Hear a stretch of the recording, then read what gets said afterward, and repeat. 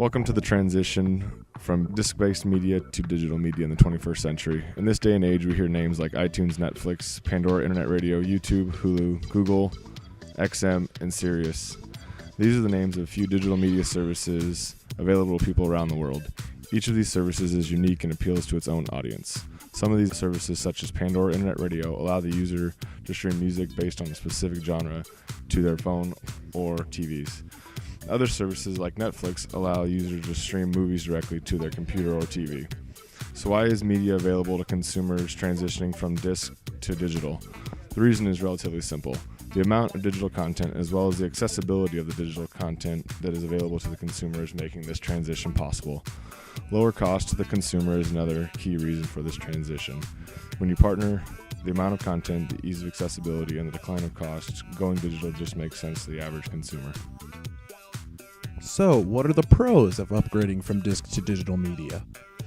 Why is upgrading from disc and other hard copy media sources such a big thing?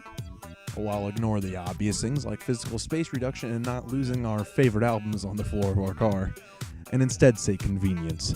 Thanks to streaming and downloading media, you can take a copy of one of your favorite movies or TV shows, put it on a computer, and stream it to every television screen in your house. You can even load up 3 different kinds of media at the same time with little slowdown in the life we live to enjoy at your own personal convenience at any time. There are not just new abilities granted to the consumer, but solutions to classic problems brought on by the previous media format. One such improvement was brought about by the computer game distributor Steam.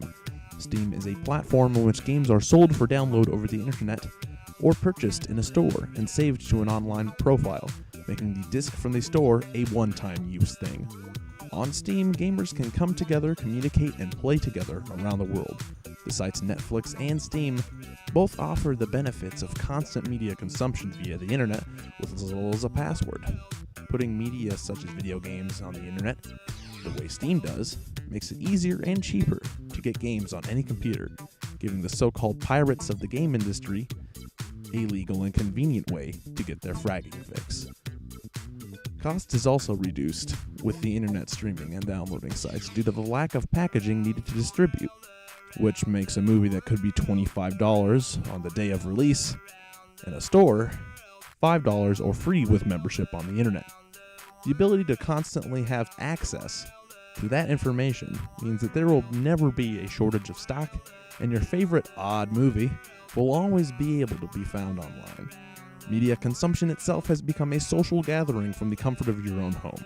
You can learn of the hottest new releases of your favorite movies, games, music, or anything on social sites like Facebook, hear a new band you like on MySpace, and then talk to your friends about the things you liked or didn't like, and even talk to the creators of the media themselves and give them immediate feedback and or praise.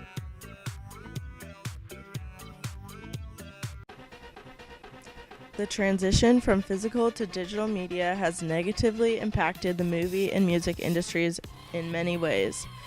Movie, rental, and music stores have struggled greatly with this transition. Today, more than 20 million people use Netflix alone to watch movies and TV shows streamed directly from the internet. In addition to Netflix, there are numerous other ways to obtain movies and TV shows instantly from the internet. All of these methods have made it much more convenient for people to watch movies at any time desirable and have nearly eradicated the need for video rental stores such as Blockbuster. Evidence of this can be seen in the profit of these stores or lack thereof. Blockbuster is currently $964 million in debt. Hollywood Video, the number 2 video chain behind Blockbuster, filed bankruptcy in 2010 and has been forced to close stores and liquidate merchandise. Video media has transitioned almost completely from physical DVDs and videos to digital files. The music scene has also been affected by this transition. A Nebraska native music store, Homer's Music, had to close the last of its 6 Lincoln locations in 2009. Although there are still some locations open in Omaha, this great decline in business is likely due to the current media transition. Other larger chains felt the effects even sooner. The once popular Sam Goody, Suncoast, and media play music stores were forced to file bankruptcy way back in 2006. This drastic decrease in conventional music distribution is likely due to the creation of online music downloading, which has become increasingly popular in the past decade. iTunes made it possible to download music directly to your computer and iPod from any location. iTunes is now the #1 music store in the world. However, it is not the only option for buying digital music online. Other companies such as Rhapsody and even Walmart also offer digital music purchases online. Many other websites also offer free music downloads. Although most of these sites are illegal, their popularity has skyrocketed. Illegal music downloading, also known as piracy, made up for 63% of all music acquired by U.S. consumers in 2009. The digitalization of content and entertainment, digital storage, prompt development of internet bandwidth, and new technologies that empower consumers with control are forcing lasting change on media and entertainment. The pace of change is accelerating. It's evident that everything has been advancing and we're now living in a digital world. But what's to come? Retail outlets will have to figure different revenue sources to stay in business, or they will face the same repercussions as music and movie stores, such as Hollywood Video and Sam Goody. For music, musicians will always find ways to record their music, but in the next decade, I am sure that we'll start seeing musicians releasing songs instead of albums. We'll see more music festivals rather than big concerts, and streaming will take over downloading. Advertising. We are starting to see billboards displayed with LED lights rather than old-fashioned paper. In the next decade, mobile advertising will be the way to go. Location will be the core technology to mobile devices. Every user interaction with mobile devices will become location aware. Content will be bundled into mobile services contracts. How you will consume and interact with content, music, magazines, books, film, and TV. There will be several app successes. Apps for your phone in case of it is lost, stolen, or damaged. There will be mobile payment and transfer. There will be sensors. Mobile devices will have sensors that will capture local data, such as noise and temperature. Mobile learning and science. Mobile devices will drive permanent and highly personalized learning.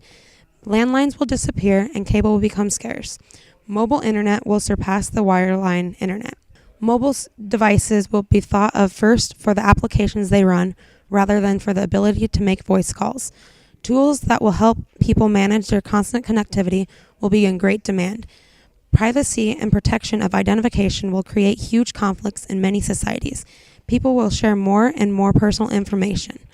Battery technology will finally catch up. Universal chargers will be the only thing made for phones, cameras, and computers. There will be voice recognition. Fewer laptops will be carried and more capable handhelds will mature. Wireless networks will reach sufficient speeds and efficiencies. There will be 3D content. Visual search. Point your phone or camera and receive contextual information anywhere. The future of media and entertainment is uncertain, but is definitely changing before our eyes. With the recent production of Kindle and e-readers, bookstores may soon face the same trials as music and video stores have already seen.